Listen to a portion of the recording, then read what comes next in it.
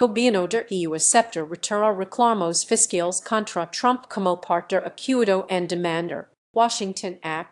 El Gobierno de Estados Unidos retirará de forma permanente sus reclamos fiscales contra el presidente Donald Trump, según un documento de acuerdo dado a conocer el martes en lo que representa un uso extraordinario del poder ejecutivo que, en esencia, podría ayudar a proteger al presidente de un mayor escrutinio de sus finanzas y su conducta legal, como parte del acuerdo para resolver una demanda por $10.000 millones que presentó Trump en contra del Servicio Interno de Impuestos IRS por sus iniciales en inglés debido a la filtración de sus declaraciones fiscales. Estados Unidos queda para siempre impedido y excluido de examinar o procesar las auditorias fiscales actuales de Trump, sus hijos y de la Organización Trump, según un documento publicado en el sitio web del Departamento de Justicia. El gobierno también tiene prohibido investigar a la familia de Trump, a sus allegados y a otras personas de acuerdo con el documento, que estar formado por secretario de Justicia interino Todd Blanche. Es documento es un anexo separado del acuerdo original dado a conocer el lunes, el cual se añadió discretamente al sitio web del Departamento de Justicia el martes. La Casa Blanca remitió las consultas de the Associated Press al Departamento de Justicia. El Departamento del Tesoro de Estados Unidos no respondió a las solicitudes de comentarios. El acuerdo se refiere únicamente a las auditorias existentes y no a futuras, indicó el Departamento de Justicia en respuesta a una solicitud de comentarios sobre la ampliación del acuerdo. Read more. La medida se produce después de que el gobierno de Trump anunció el lunes, como parte del acuerdo de la demanda, la creación de un fondo de casi $1.800 millones para compensar a los aliados del presidente que creen que han sido investigados y procesados injustamente,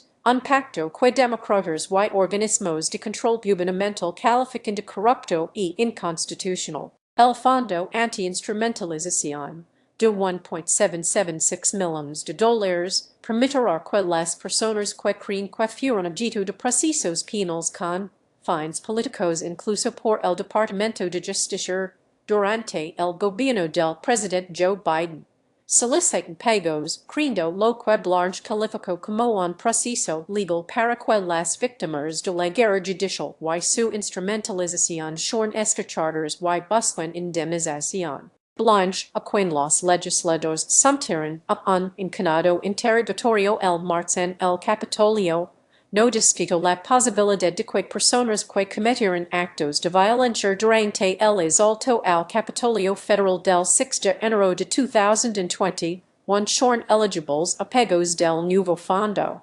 Legisladores demócratas y organismos de ética arremetieron contra la creación del fondo, asegurando que era corrupto, sombrío y que tenía el potencial de convertirse en una carga chica para el presidente y sus aliados. Incluso legisladores republicanos se han mostrado un tanto incómodos con el fondo, incluido el líder de la mayoría en el Senado, John Thune, quien comentó que no es un gran fan. Trump declaró el lunes en la Casa Blanca que el fondo está dedicado a reembolsar a personas que recibieron un trato horrible.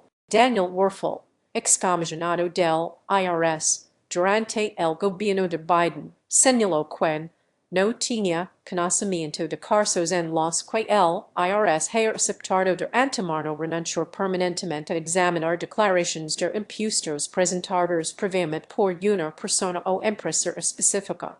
Afirmó que el arreglo le otorga a Trump y a su familia reglas fiscales distintas a las de los demás estadounidenses. Y si que usted si el presidente oyó el primero, la gente espera que se apliquen a todas las mismas reglas fiscales y el mismo marco de cumplimiento. El fondo se anunció después de que Trump, sus hijos Eric Trump y Donald Trump Jr. y la Organización Trump aceptaron retirar su demanda en contra del IRS y el Departamento del Tesoro. La denuncia, afirmar que una filtración de declaraciones fiscales confidentiales, les cursos daños en su reputación y finanzas y afectó negativamente su imagen pública. Según el acuerdo original publicado el lunes en el sitio web del Departamento de Justicia, Trump recibirá una disculpa formal del Gobierno de Estados Unidos, pero no recibirá pago monetario ni indemnización de ningún tipo como parte del acuerdo. Aun así, la eliminación de posibles reclamaciones fiscales actuales podría brindar protección frente a cualquier posible obligación tributaria pendiente. La jueza Kathleen Williams desestimó el caso el lunes y, en su escrito, reprendió a las agencias gubernamentales, en particular al Departamento de Justicia, por no haber sido transparentes en su acuerdo. Indicó que ninguna agencia presentó documentos del acuerdo ni registró documentos que garantizaran que el acuerdo era apropiado cuando existía una duda pendiente sobre si realmente había un caso o controversia. La periodista de the Associated Press Alana Durkin Richer contribuyó con este despacho. Esta historia fue traducida del inglés por un editor de AP con la ayuda de una herramienta de inteligencia artificial generativa.